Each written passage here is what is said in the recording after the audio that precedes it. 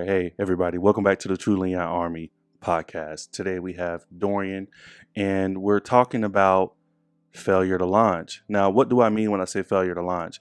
I'm referring to primarily young men, but this message can apply to young women. This is men who are now in adulthood, the legal age of 18, but I'm kind of pushing a little further, maybe say mid to late 20s, 30s, who live in a second childhood.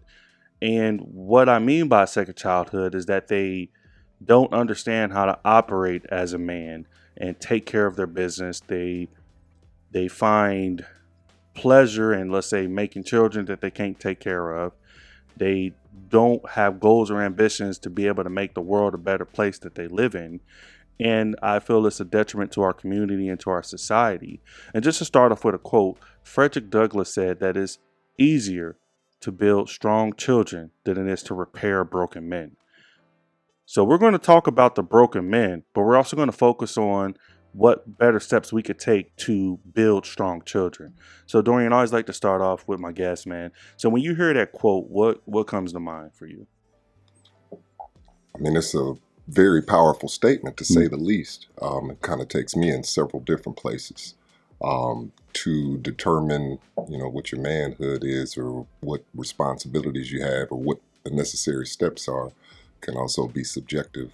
However, it kind of makes me want to be a man. Mm. So you're saying, when you're saying this being subjective, right? Kind of clarify what you mean, like as far as like the age or what's expected. Is that what you mean? I believe both. Okay. You don't necessarily become a man without going through experience or taking some of the necessary steps. And in many cases, we may believe that we're conducting ourselves as men, and we are not. So I think it kind of boils down to having certainly some good examples and role models, but also not necessarily being afraid to fail either. Right. You're going to make mistakes. And men, like I said, just kind of take the necessary steps to come into their own. Yeah, I mean, I think that the barometer can fluctuate on how we gauge how the success of a man. But well, let's give an example. Let's say men who have children young, right? So at that point, you're making the decision to go out here, lay with a woman, and you have a child. So I think your barometer, or excuse me, that person's barometer, will be different than a barometer for a young man who's, let's say, in college, and just trying to figure out what they want to do with their life, or maybe took a sabbatical a few years after school. I think the barometer is contingent based on the decisions that you make. So if you make the decision to have a child, what do you think then? Like, what's the point then? In some cases, it could be the blind leading the blind. If you haven't necessarily taken the necessary steps, nor do you know how to become a man, it's kind of hard to raise one. You may not necessarily be as responsible. But at that case, or at that particular time, it comes about the best interests of the child. But if it's the blind leading the blind, I mean, what do you do? Because I know we talked offline about how a lot of homes, definitely within our community, are single parent homes. And if you have young men growing up in these environments, they take all this feminine energy, because it's primarily women who are raising the family. They take this feminine energy, they go out into the world, and they don't understand how to make things happen. So whenever they deal with conflict, it's a very emotional event. It's no different than when a 5-year-old take their toy away and they're clamoring around crying, and the whole world, they think, stops for them or owe them something. I feel it's a detriment to society if we don't recognize the problem, because I start to see situations where young men are in their 20s and 30s and 40s. They don't own any property, don't know how to save money, they don't know how to maintain a job. They take pride in having children but not taking care of them, and they don't understand the implications of the generations that they're messing up if they do not turn around. But like you said, it's the blind leading the blind. So do we do this? Do we scrap what they are and just work on the children and build? Because based off the quote, it's hard to repair broken men. For example, no one had to tell me to take care of my children. It was instinctively brought up in me just based off what I seen and what I was able to associate with the right thing to do. So when I did have children, it was just a natural instinct to work. And when I see some young men who don't work or don't maintain a job or take care of their children, it's easy to point the finger like you're not a man, but I feel like, is it really their fault? Because they didn't get that information. I think you may be right in some cases, but you also have to take some personal responsibility. I think that is part of becoming or being a man. Mm-hmm. And a man who values family or has had an experience with family, you know, a lot of us do come from broken homes and single parent households. And you could also hear arguments in some circumstances, can a woman raise a man? Mm. I mean, in some cases, there's probably some success stories. I'd like to think that I'm one. Mm-hmm. However, I'm also capable of failure. But I think at the end of the day, there's a certain reverence, some pride, and like you said, basic instincts kick in, especially if you have a child Mm-hmm. on the way. And I think the goal also would be to build relationships. You can't necessarily raise a child without the influences of a man or a woman or both of the parents, I guess Right. I would like to say. But at the end of the day, men are looked to be the leader in the household or in communities and or society. And in many circumstances, they really don't know how to. I would agree. Some circumstances they haven't necessarily been prepared for that spotlight. Mm-hmm. And as far as an individual being broken, you know, I think we can't necessarily cut that cord off. Right. But I think about the energy and effort in, let's say, for example, we have a situation where, like the child support system, I totally disagree with it because I've been placed on child support and I've been taking care of my children since I was 17, 18 when I had them. But, you know, I go, but when I was going to appointments, I count all of that. So given that I was doing that and taking care of my children and then placed on the system and being forced to pay just because of ex-wife that's being spiteful, there are individuals in the system who don't do anything. They don't pay, they don't spend the time, they don't do anything. And I think about, I'm trying to think of the best way to say this without being disrespectful. I feel that if we do not get this under control, the problem is going to run amok. And that's where and that's why I say, like, for example, if you have to force a man to take care of his child via the child support system, I hate it, but I understand it, but I don't need to be forced to do it. But if you have to force a man to do that, again, it's just going back to the psychology. It's a broken man at that point. And the amount of energy and money and resources you have to put into forcing someone to do something that they don't want to do, that's where I feel like it's just a problem. I think it could be a problem all the way around. Not, excuse me. In addition to an individual not wanting to be responsible for a child that they done brought into this world, Mm-hmm. that's a whole problem or issue in itself, and childish behavior. Mm-hmm. Not knowing who you're laying down with or being responsible enough to cover it up or do whatever you need to do, because obviously you're not prepared nor in a position to raise a child. Now, the child support system also, on the other hand, doesn't necessarily help men who are trying and failing and trying and failing. You know, sometimes they just don't get it right. Right. But I would appreciate some effort, and it also takes two, and the ability to have a relationship to raise the child. Mm-hmm. So it takes two, but again, society looks at the man for leadership, especially when it comes to the household. I just don't feel that the child support system, for example, they will suspend driver's licenses or things of that nature, which may make it more difficult for an individual who is trying. Mm-hmm. So it definitely could use some reform. Well, it has to, because when it was created, and I had a video, but in case of any of you didn't watch it, but the child support system, when it was initially created, the family dynamic was different back then. Definitely. Back then, the woman was the caretaker of the home, so they didn't work. And when the man left the home, men were more than likely to be able to reestablish themselves and move on, whereas the woman was in poverty with the child. So child support, when it was initially established, was fine. But now we live in a society where both the male and female are more than likely working. And as you stated, where men are losing their license and things as such. And I don't want to take away against men who are actually trying. That's a different story. Again, the effort, if you're trying, you're failing, that's a different thing.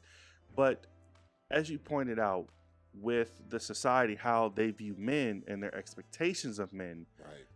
For example, a woman could go out and make mistakes, and it's easier for her to go and be taken care of. She could go find a man that'll probably take care of her, some beta simp out there who'll be like, I'll take care of you. Seriously, it happens. Flat out. That's the female nature and the benefit of being a female, but males don't have that benefit. So as we're raising young men, I teach my sons that just imagine no one's here to help you. Imagine no one is going to sit here and pick up the pieces if you fail. Imagine a scenario that if you get it wrong one time, that could be it for you. There may not be no comebacks from it. The stakes are certainly high. Exactly. Yeah. So with the stakes being high, that means the onus is on us as we raising our sons, as well as the expectations we hold on men who have children or who is just in the world. Because I always told my children as they got older, I told the oldest one, I said, hey, when you turn 18, now you're competing with your mother and I. And she didn't understand it, but I said, hey, you're out in this real world, you're competing with us. So every job, every opportunity that's out there, every interaction, we're competing. It may not seem like it, but we are competing. So it's a level playing field when it comes to the opportunities that are available. Again, I feel like with women, it's just easier if you make those mistakes. And I can understand your view, but I think at the end of the day, what the emphasis is, I'm under the impression, is to repair the broken ones. So the perception that they may have, I can't really speak for them, and I wonder myself, because I meet guys or run into individuals who I feel don't necessarily conduct themselves like men. My circle is small.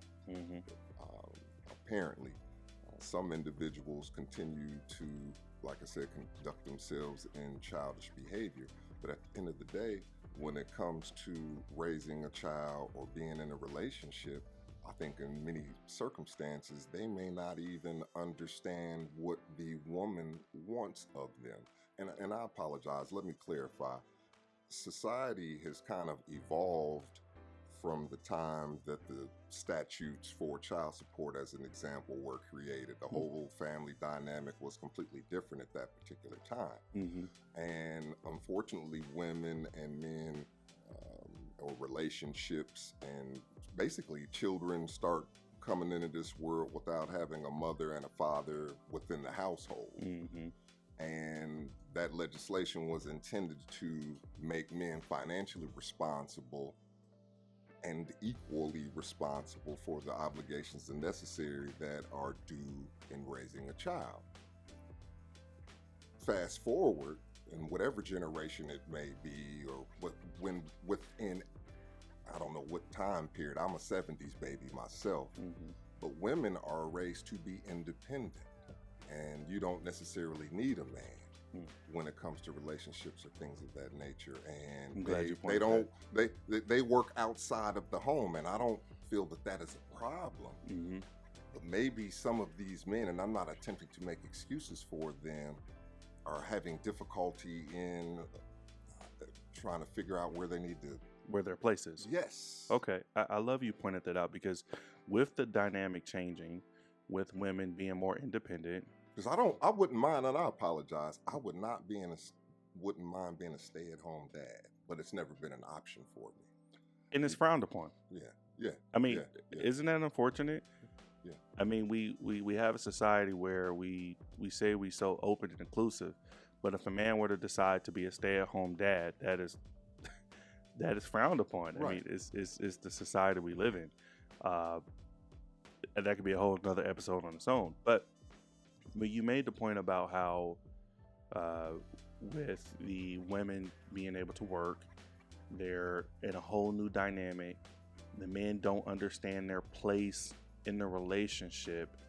I can see that. Again, and as he stated, it's not an excuse, but we can sympathize to the point that if you didn't get raised to understand your role, you see a woman that's independent, she pays for her own bills, has her own place, take care of everything. You really don't understand your place and how you fit in that family dynamic, because over the years, a lot of the liberal policies that were put in place after the Civil Rights Act was passed, right, a lot of those didn't help black families, because the nuclear black family was stronger back before that. And again, this was the worst times in America. Mind you, this was for us, correct. We see it that way. Yeah, it was the worst times for us as black families, but we were stronger and we done better. Were closer. Yeah, we were closer. So now that we have all those policies, which in turn actually does not want the man in the home. Right. Now we run into a situation where we have generations conditioned that the man is not a valuable option, because I'd rather choose the system, Big Brother, over my head of household. And we've conditioned all our young men to not be important, and the situation is getting worse. So from that standpoint, I feel that could be a systematic issue, because if we could say all day, hey, it's this young man's fault, but if you've been conditioned your whole life, whereas I've seen women, honestly, God truth, I've seen women who will be in the system and they will have a man living with them who's actually taking care of business, helping them out. And when they have a little inspection, all the dude stuff have to be taken out the house, literally emasculated. Yeah, what kind of man is that? Exactly. You have to be, all your stuff probably taken, put up the car, go park somewhere else to pretend you don't live here. Right. And that gives complete control to the woman, for the sole purpose of just being able to get money to take care of the family. And why not buy a home? Well, if you can't, I mean, if they don't know how to, condition, right? We're conditioned to believe that we need Big Brother to provide a handout, but those handouts have actually hindered us. And I don't like to make excuses, because I like what you said. At a certain point, we have to take ownership. But to some extent, if we don't know what we don't know, and we're constantly conditioned within our society, within our music, within our music and within our culture, we degrade our women. We degrade so much. The things that are perpetuated within our culture are the things that actually destroy us. So we talked about the other day offline. I think that if Malcolm X, Martin Luther King, if the strong individuals who stood up against those things against our society were alive today, I think they would be appalled by what we define as a man today, personally. And I think you will probably be correct to an extent, in the sense that speaking for myself, we've always had I felt a burden to be whatever the perception of a man is supposed to be, and or a provider. In terms of healing the broken individual, there's no template to the steps that are necessary to be a man. And then there's no value for the man. I think, in my opinion, people aren't necessarily running out to get married today. There's reasons for that too. Going into relationships without the concept of marriage, and don't get me wrong, you're entitled to be free and do what you would like to do, but it definitely takes two individuals to raise a child, and a village behind them. Right.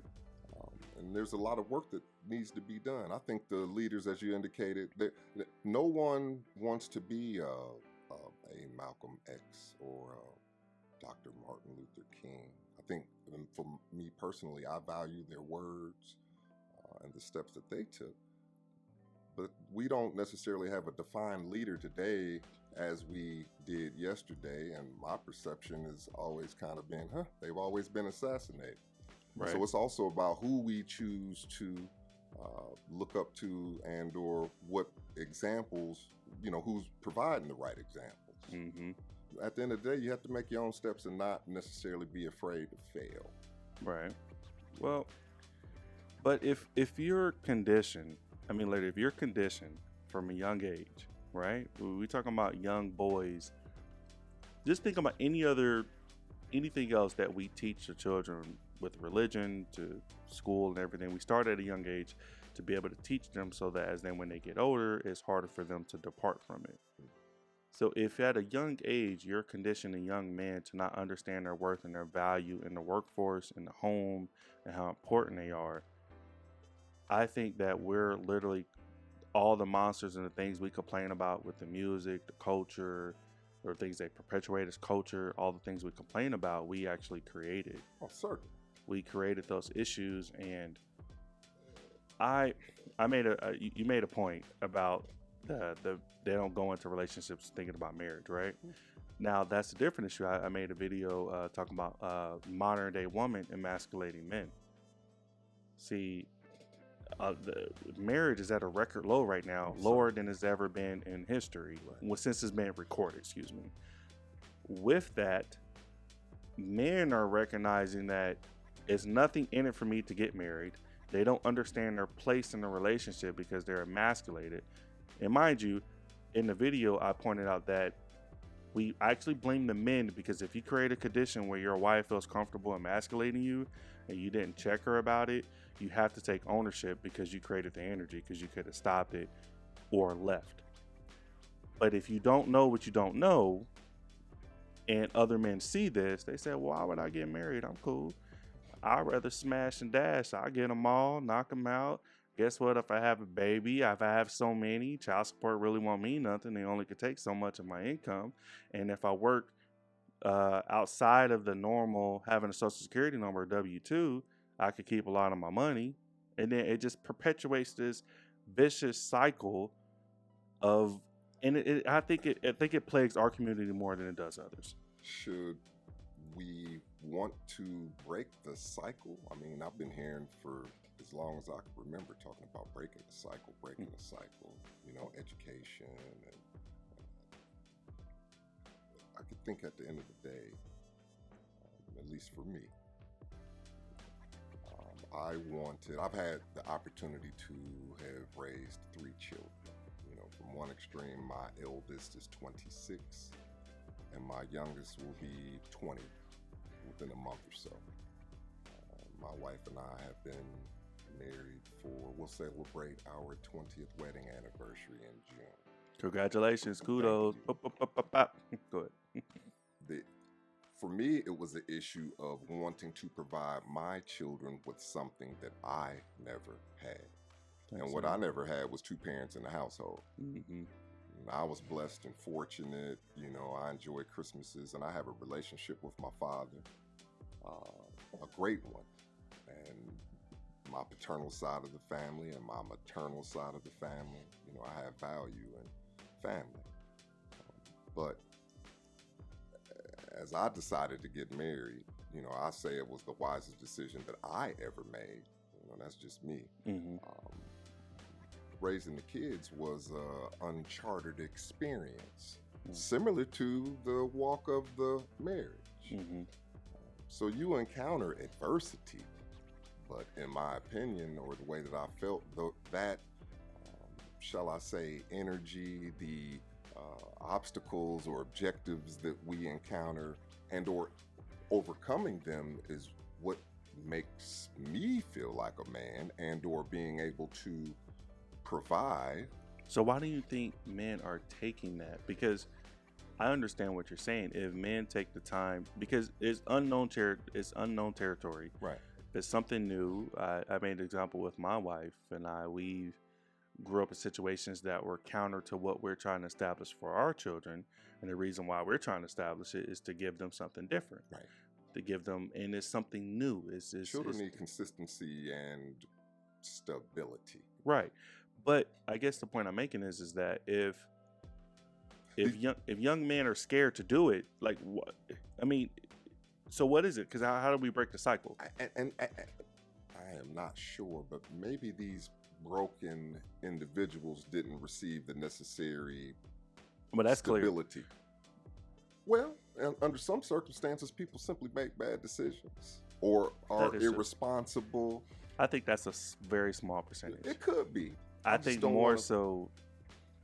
I would say more so is because of the external factors that they grew up around that normalize the things that are bad for our community. certain influences. Now, are there outliers who may have had both parents, had the ideal situation, and still grew up and did some fucked up stuff? Fuck yeah, Yeah. of course there is. But I think that's a small percentage. Yeah, and you're probably right.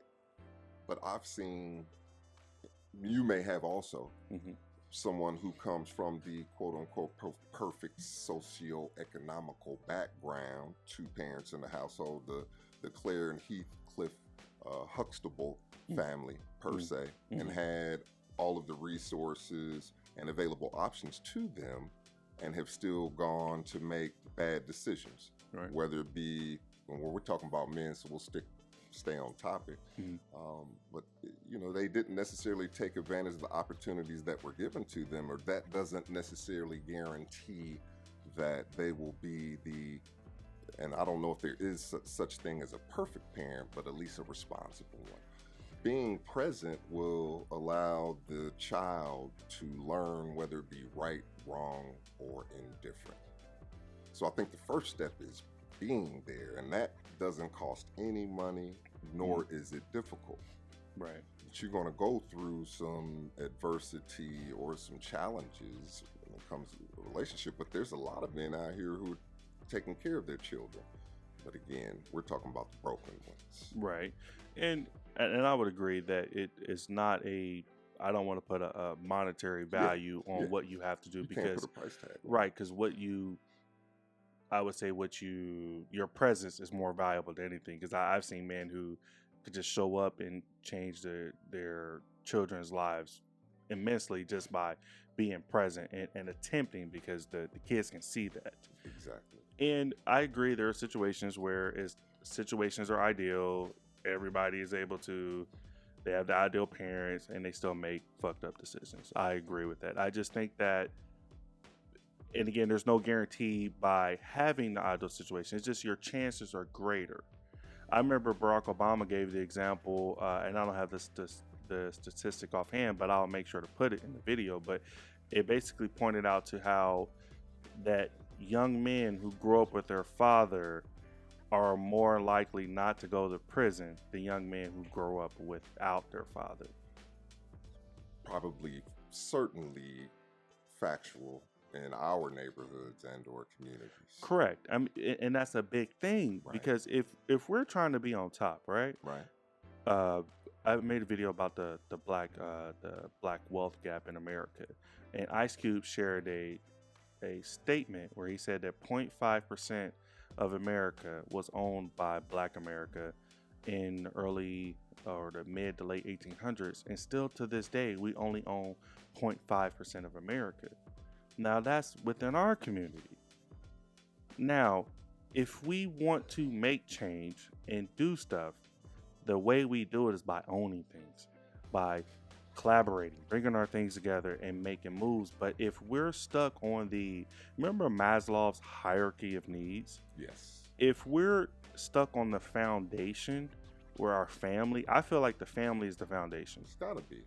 And if that's the main issue that's plaguing almost all of our families within our community, it's hard for us to focus on building a net worth, building businesses, building generational wealth.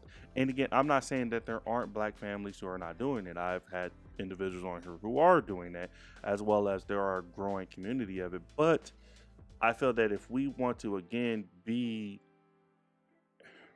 I hate to say this, that it's a race, but like a foot race. If we want to be not last, Economically compete. correct, we need to recognize these things that plague our community. So how we break the cycle, It starts with the family. So, are we at a conflict? And this may seem crazy. If the liberal policies in place have hindered us, and there's a book called "Stop Helping Us," where it focused on the liberal policies created actually hurt Black America more, because Black people, and you pointed this out too, we were naturally Republicans prior to the Civil Rights Act being passed. We were primarily conservative in nature. But now that all these liberal policies are in place, which actually has been proven have not helped us, do you think that we could work on the family, but we have to get away from that? And what I mean, the way I think to get away from it is to not deal with the system at all. Meaning that, like, as you stated earlier, go buy your own home. Don't get no assistance, because if you're, and I think back what Frederick Douglass stated, where it was during Reconstruction, he talked about where they started talking about all these policies. And he made the point about that if we can't survive on our own, if we can't make it happen, then we don't deserve to be in it. I would agree. I mean, you can't legislate morality. Right. Period. I love that. I love that. Period. You can't legislate morality or make people do. The whole thing with a society is all of us conforming to certain standards, laws, or whatever the case, so that we can live in harmony, excluding the extreme things that we see on the news as an example. There's also legislation about family with regard to the child support statutes and things of that nature. But at the end of the day, they still aren't being responsible or doing what society would deem as appropriate for the family. Mm-hmm. And the children are suffering. But I think where I was going with it previously was, if you're an optimist of the glass being half full, if society is moving or trending in the appropriate direction, and I'm fearful that it may not necessarily be heading as fast as I would like for it to be, or, I could be wrong, we'll continue to suffer. The children still aren't being prepared to take on the necessary burdens or challenges that we know that they will be faced with. Mm-hmm. So, I mean, it's not hopeless. I want to share a level of optimism. Yes. Because I feel it can be fixed. I just feel that if we don't understand the roots, if we don't understand that, and I keep going back to these policies in place that I believe hurt the nuclear family. If the nuclear family doesn't understand their value for society as a foundation, because other ethnic groups understand this. They pull their resources together. They keep their children longer. Other countries actually send their children here to get their education. Yes. And go back. We have all these tools at our disposal to be so great. But yet, our people finish last. I don't like that. And I don't call it a race thing, because Africans from all parts of Africa, are able to come here, open businesses. They don't come with that mentality that they can't make it, or they keep their family close. They have their wife, their children, and they understand that dynamic is crucial for survival. And then they create legacies. But yet, the African American community can't get that simple principle down. And I believe that we have a victimhood mentality. And let's go back to the men, because this is what this show is about, right? It's about young men who failure to launch, and a lot of things I've seen is the victimhood mentality, meaning that someone owes them something. They feel like that. Let's say they go to a job and it's always the job's fault, but not realizing that what skills can I get from this job? Who can I network from this? How can I use this to get me to the next one? It's an instant society. Everybody wants everything right now. no one wants to, at least in my opinion, or from what I've seen, no one wants to put the work in or go through the challenges. Mm-hmm. They want to add water and it's instant. Mm-hmm. You know, everything is a process. You know, I like to call it microwave. My old teacher used to call it microwave thinking. And I would say even faster now, because even just with content they consume is 20 seconds to 30 seconds, they boom, they on to the next one. Yeah. So they're bombarded with information to a degree that I don't even think their brains can process it. And that's definitely not the role model that but you know, in some circumstances, and you know, staying on the topic, social media has become individuals' father. I can see that. I mean, but if they don't have that instance to that barometer at home to gauge what the ideal man should be to a degree, and they go online and get a little 30-second clip of somebody saying something inspirational, to come to find out 5 years later this person been doing some fucked up shit the whole time. There's not, or you remember like the Derek Jackson guy who was fucking spewing all this information about relationships and just gassing women up, telling men, just downing men, and then come to find out he was like the main motherfucker cheating and doing all this shit. It's just like, I think that's a danger in going online and finding that information from untrusted sources. And that's why we need to pay more attention to that family unit, because we all are subject to that, right? But why is it that our community, again, we're last? Right. I try to change the odds best of my ability. You know, I really don't have the answers, and I know we're looking for solutions collectively. But well, it's an open discussion dialogue. Our people have gone through so much, and I don't want to use the victim mentality, but I think that there's some psychological disadvantages to what we've experienced. But how long did we use that excuse? I don't necessarily know that it is an excuse, and let me elaborate a little bit. I've heard, because I don't have the data or information to support, but if a woman who's carrying a child is stressed and or going through things, that child is born with that stress follows into the child, as an example. And we have an apparent record of generations and generations of traumatic experience and abuse, whether it be inflicted by ourselves or that was inflicted upon us from the United States government or individual states. And I think, like I said, we are evolving, but we're certainly using the wrong examples, and we don't necessarily have a clear leader. So the best thing that I've been able to do is to try to walk to the best of my ability, and I guess I would say try to let my light shine.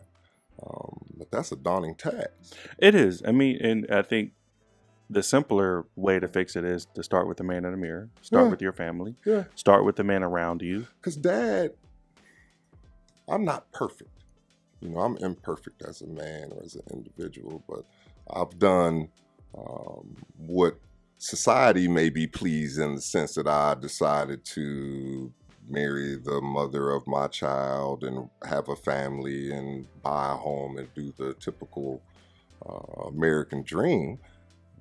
You know, but I had my own personal motivations, you know, and a lot of these individuals are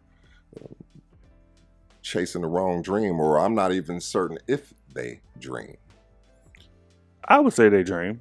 I think that the dream they have is not ideal for a functioning society or a functioning community. I think their dreams are skewed by mass media that promotes and perpetuate the things that, again, destroys our community. Well, and mass media and television and all of the conglomerates and even social media and the emasculation of Black men. Like I said, it could be a little bit confusing. And the emphasis is not um, let's be correct. The emphasis is not, at least in my opinion, in society or nationally, there's not an emphasis on elevating the black man, nor is there a pride, shall I say, when you go back to looking at a example of Dr. Martin Luther King Jr. Or a Malcolm X after his enlightenment. Mm-hmm. There's not an individual or an emphasis on black men. Mm-hmm. That's kind of shifted to, and I don't, in my opinion, there was not an end to the civil rights movement. I think it's continued to evolve, and it exists today, probably more than ever in the LGBTQ, and I apologize, community. Right. If I got the LGBTQ, You got it right. Oh, okay. It's all right. But Yeah. so I say this, right? With regards to what you shared, I think that yes, those traumas do play a part generational, and I could see where that energy can be transported to the child. And I feel that if, for example, with regards to PTSD, right? Oof. I went overseas and I actually worked in a war zone, heard bombs, heard gunfire, and been on lockdown for many hours. So that will mess up the human mind to a degree because you're constantly in panic mode. Thank you for your service. Thank you. Now, when I went over there, just to make clear, I went over there as a contractor. I am prior service, but I didn't go over there to actually defend. It was to support the U.S. military. No stolen valor here. But, for example, if I were to talk to my wife about that, right, Mhm. she won't feel that same energy, even if I talk to her about it, because she wasn't there. So we don't share that information. But stay with me. So I just feel like when our people use technically what you're saying is PTSD. Yeah.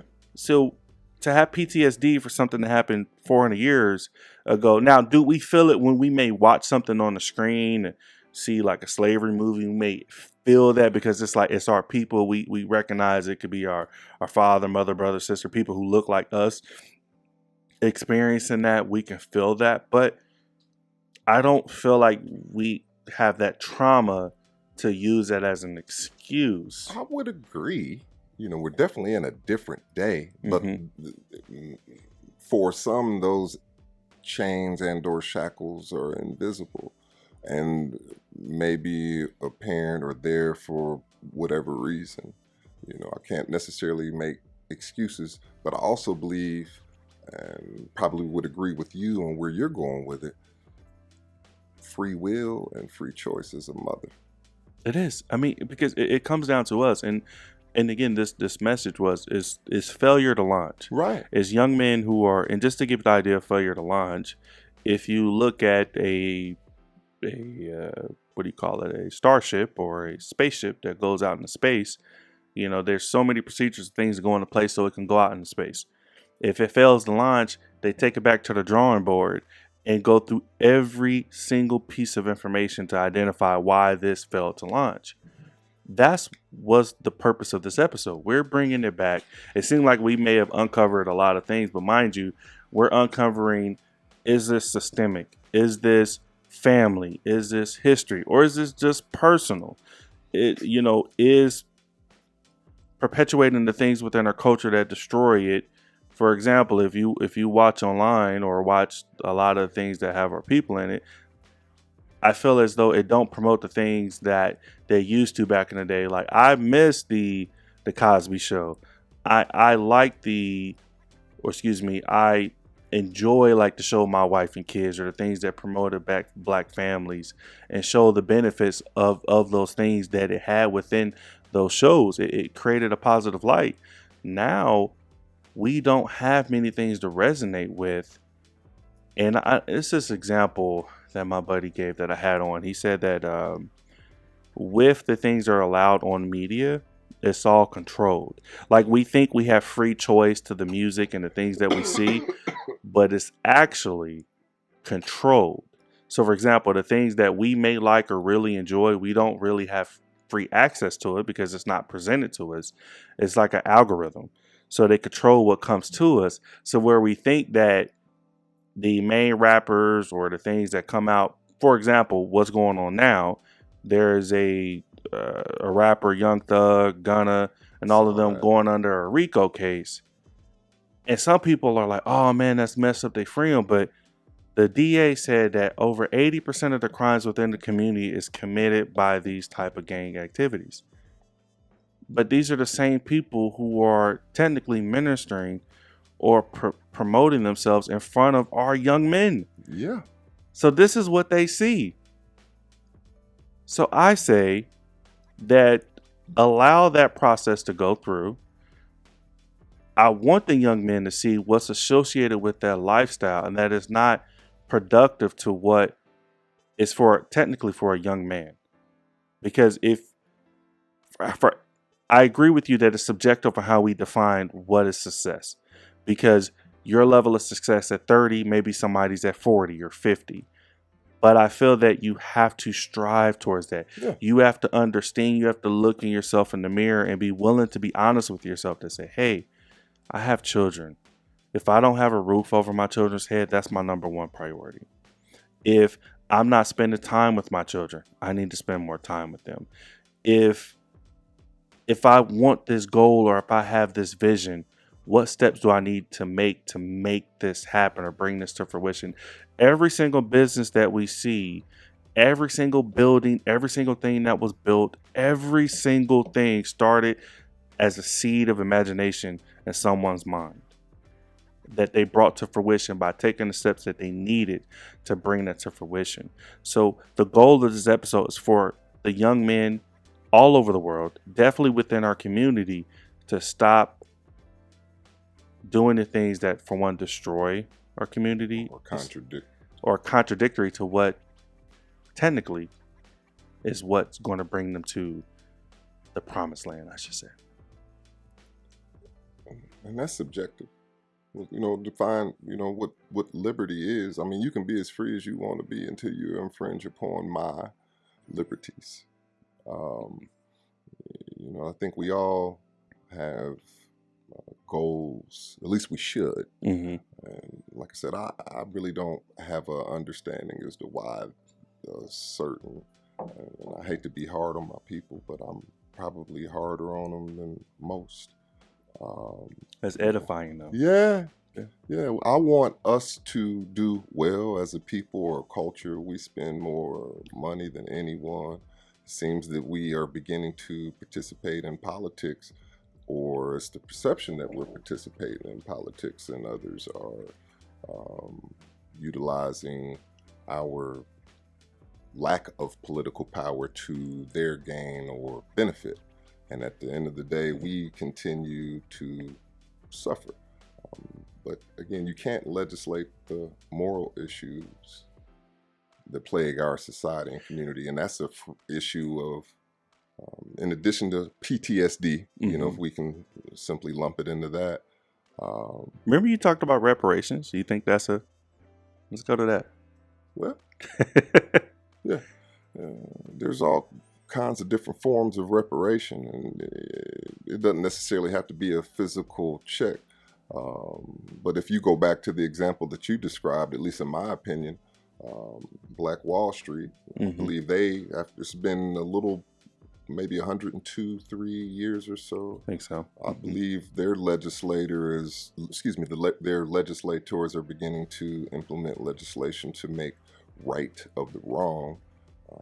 I think it would be great for the United States government to officially acknowledge the harms that have plagued my people. I think our goal should be to recreate Black Wall Street. Well, but society or the political thinking has been, education and work. Mm. You can go to college. There's individuals that have college degrees today, or super broke. Yeah. Or and they may contribute to society like society may be thankful for their contribution, but they may not necessarily be fulfilled per se, or they feel the struggle. Mm. But life is struggle, and Mhm. things are difficult. And I apologize. I don't have all the answers, but I'm passionate. I'm passionate as hell about all of the damn questions. I mean, here's the thing: the questions we present, it's no more than like dissertations or those Mm, challenging type of questions that is not meant to be answered within an hour podcast. It's the goal of this is to get you to think. yeah. It's to get you to think. Again, as I stated, with failure to launch, we're going back to every single layer, as no different than what NASA scientists do when a spaceship, they end up eventually finding out and make those improvements. Well, I mean, that's concerning, Mm-hmm. because if you can see that legislation is not working, or whoever the leaders, let me put it on me. If I'm in my home and I'm trying to take the necessary steps, and which can sometimes be a challenge, Right.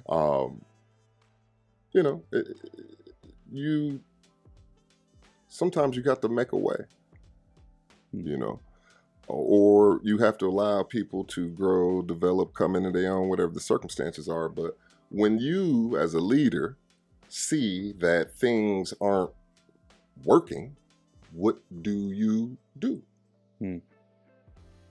There's nothing constant but life and death. And taxes. Yes. Change is inevitable. Right.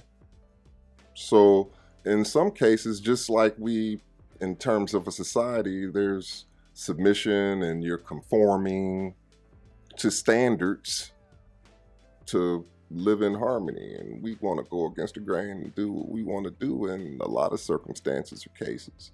And when it goes wrong, it's polarized, and it could be very bad for you, for the society, and most definitely for the family. But free will, choices. I mean, at the end of the day, you have to take responsibility for your own actions. And I want to make sure during this episode we never once escaped from this as personal accountability. Yeah. We're simply trying to unlayer, like, why, like, give you an explanation, because it's easy to sit here and point the finger like, damn, dude, you don't have a fucking place. Right. You living on your mama's couch. Right. You right. You don't have $100 saved. You don't understand compound interest. We can go. That's your best friend. Exactly. We can go through a litany of things on why you're not doing something, but again, we're trying to just unlayer. And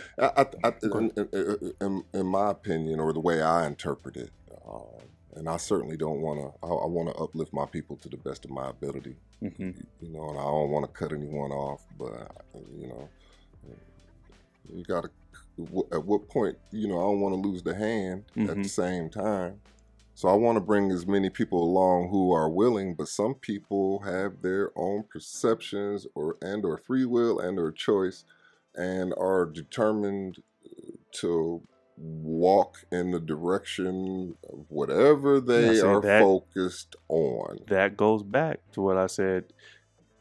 Is it better just to let them go their way? Because the amount of energy and resource it would take to repair a broken man, I think, is beyond the scope and what we have to give. Well, I think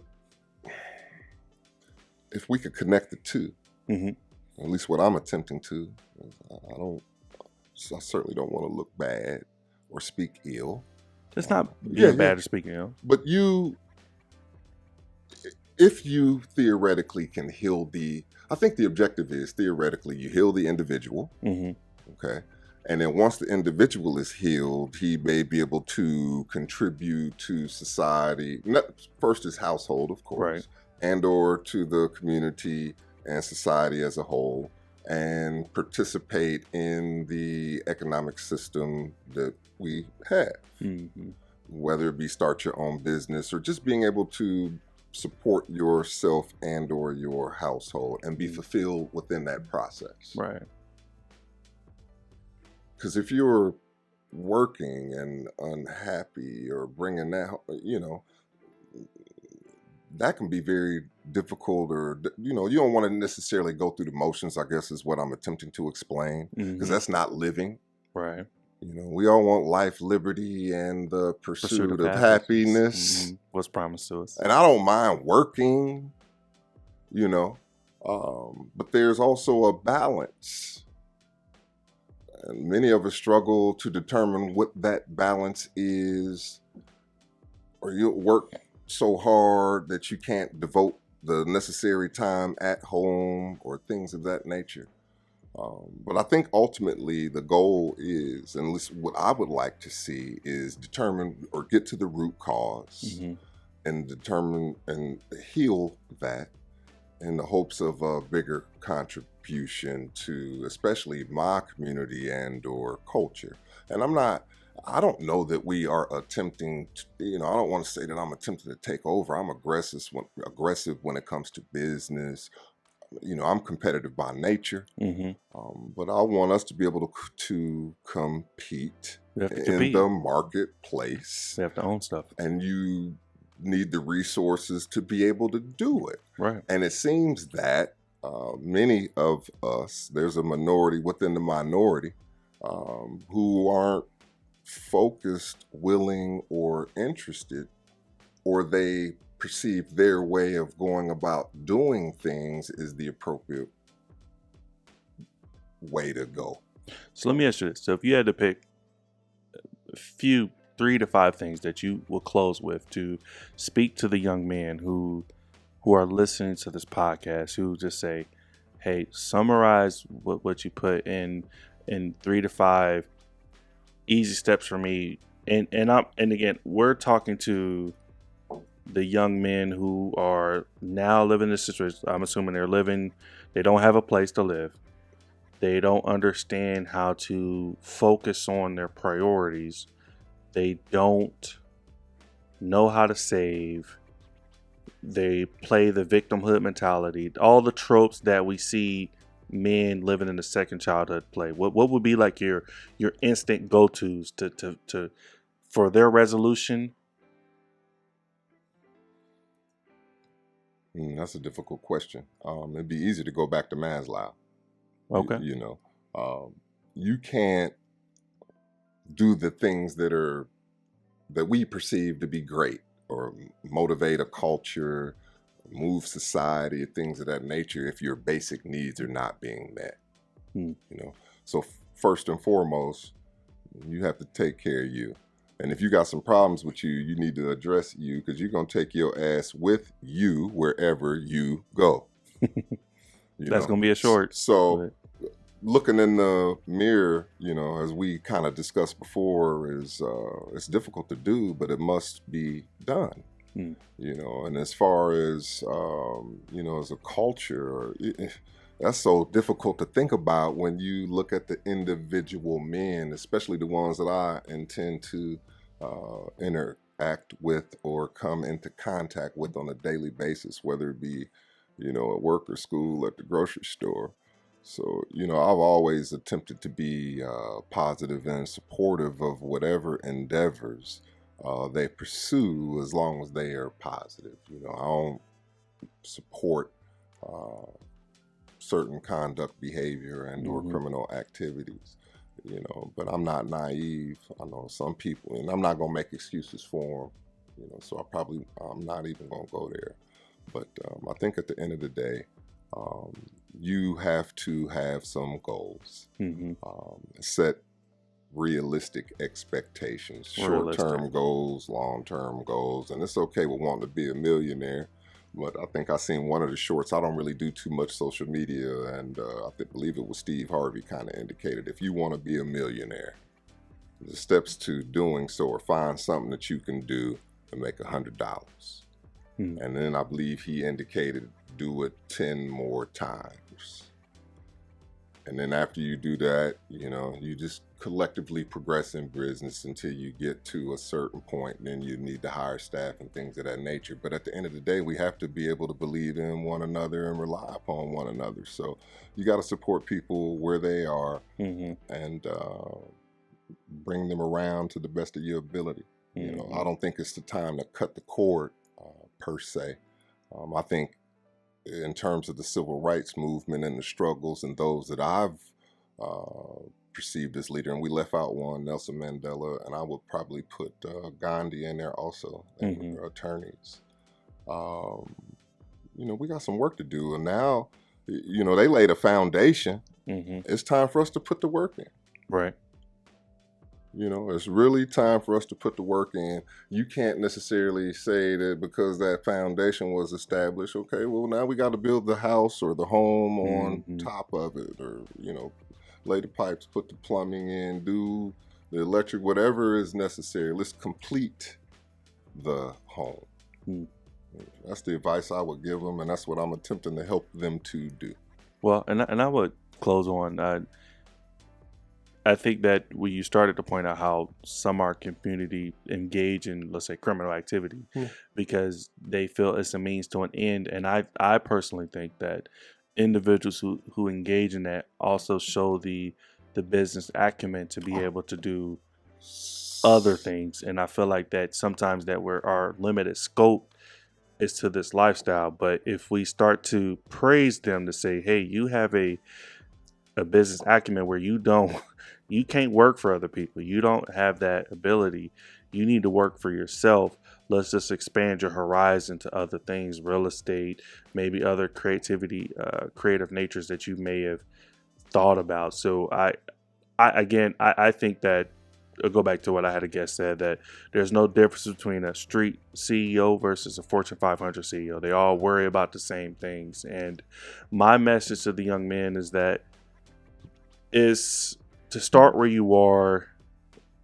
I do want to focus on that realistic expectation. Don't come out and be like, I want to be a millionaire, like you said, all those things, and you don't know how to save $1,000. Right. Let's start with realistic expectations, and also give yourself kudos when you do meet those. And those small expectations may not be great to some eyes, but if you're able to be comfortable and happy and content with what you set, you'll be surprised how much peace that gives you. When I started my business, I had to come to the realization I'm going to be bad at this for a while. My communication may not be at the point, but I had in my mind that I'm passionate about it and I'm going to work on it. I'm going to take the time to review my information, take the steps I can to get better each and every episode. I'm going to utilize all the skill sets I've learned throughout every job I worked at to be able to help me to get better. And it is a growing process. And I was talking to a buddy. He said that he shared this thing. This person spent over $40,000 in courses and they have like over 100,000 plus subscribers. Right. They spent all this money, did all these things, and it came down to 3 simple things: consistency, uploading once a week, and just creating content for their listener. And what I took from that is that it's going to take dedication. So let's go back to what you said. We're such a quick and fast society. You want to put water on the plant and expect it to grow at that moment. It is not like that. And I agree, not pulling the rug from up under those people, but also we have to hold them accountable. Oh, yes, sir. We have to show them, hey, make this goal. What steps are you going to take to meet it? And doesn't that make you feel good when you accomplish the objective, especially after there's been some adversity and or failure? And that's what being a man or woman is about. There's challenges, but I want to go back, and I appreciate you for allowing me on your show. And you'll be back, man. This is my first opportunity, or being able to speak outside of my mind, or just in general conversation. But illegal activity, like I said, I don't condone it. But the United States has glorified violence since the beginning. And if they wanted to get rid, let's say, for example, drugs, my father always told me if they wanted to get rid of it, it would have been gone. It's a huge part of the economy. So, well, and I was going to put it out there, and I'm not trying to offend nobody, but the perceptions that I've grown up on, for example, what was it, Camelot? I think I'll put JFK and his brother Bobby into that conversation. there's some individuals that don't look like me who have been committed to a cause and or understood what equality is. Um, you know, and at, at the end of the day, we still have our personal responsibilities, Mm-hmm. but that struggle will continue until we choose to break the cycle. It's time for us to take the necessary steps forward. And I think our media and experiences, things that we've been able to see allow certain perceptions of us to continue. But at the same time, when I bring up Mr. Kennedy and his brother, if I'm not mistaken, they referred to him as Camelot, but wasn't the father or the grandfather? Didn't they bootleg liquor?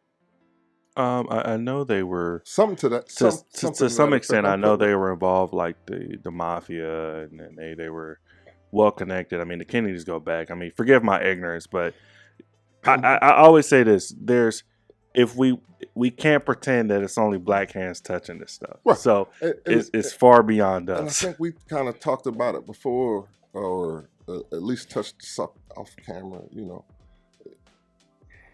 It's not a life.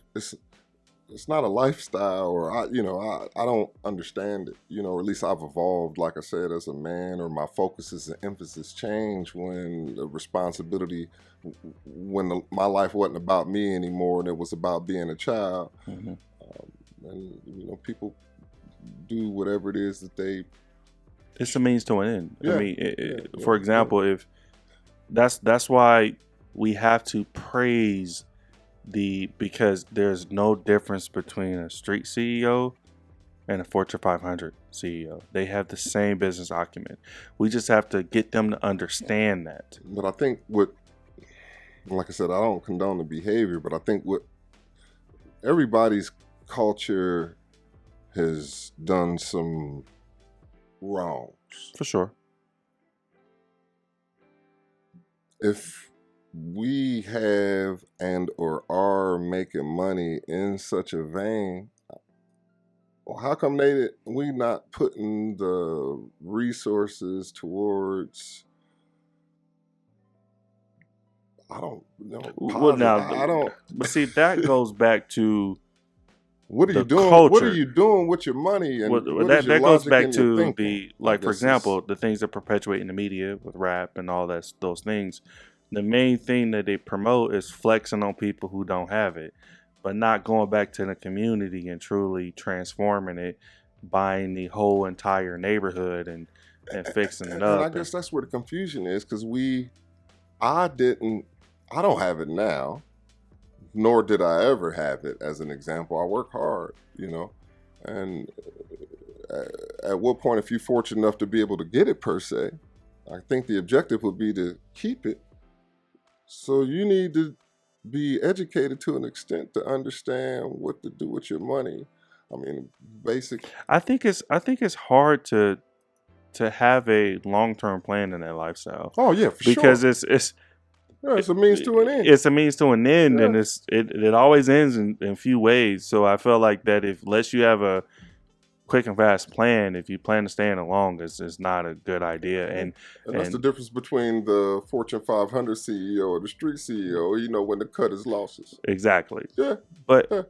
I'd say, just to go back to the idea for the young men. Yeah.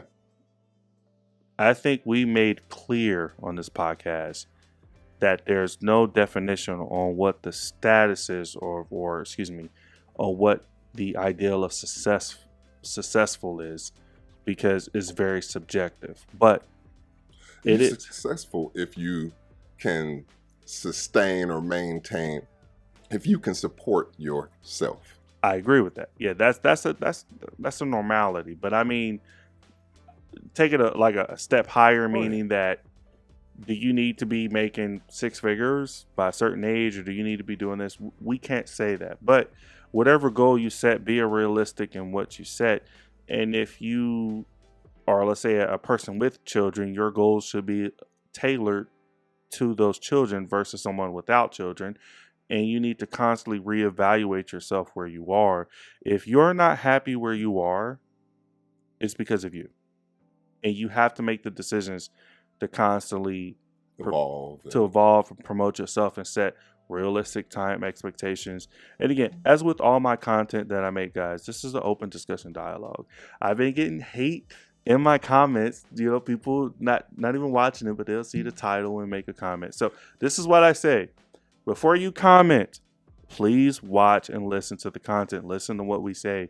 It's an open discussion dialogue, but don't be rude in the comments and say things that you really don't know what the fuck you're talking about, because you make yourself look ignorant. I'm all open to open discussion dialogue, but it's easier when you know what you're talking about and you actually listen to what we had to say, so we don't have to repeat ourselves.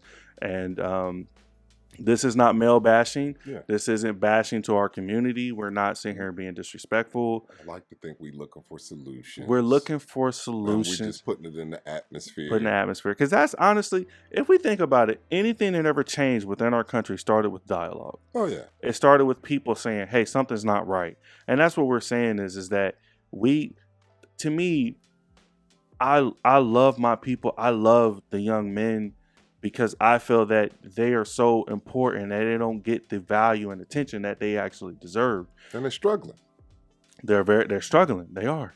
Yeah. They are struggling. So if you come across this content, you like it, please hit the like, share it. I always like to say I'm thankful. I'm now close to over 6,000 followers on Instagram. So woohoo, going up. We're transitioning at those people over to YouTube. Dorian, anything you want to close with, man, before we get out of here? I just want to say thank you for inviting me into your home device, whatever mechanism you use to view. Thank you for listening. Please provide your feedback. We're open. I haven't made it. I'm still open and looking forward to further development myself. And I think at the end of the day, I just want to be the best me that I can be, and I want you to be the best you that you can be, and hopefully we can work together and build. Thank you. There we go. Hey, as always, guys, until the next time, True Army Podcast. See you.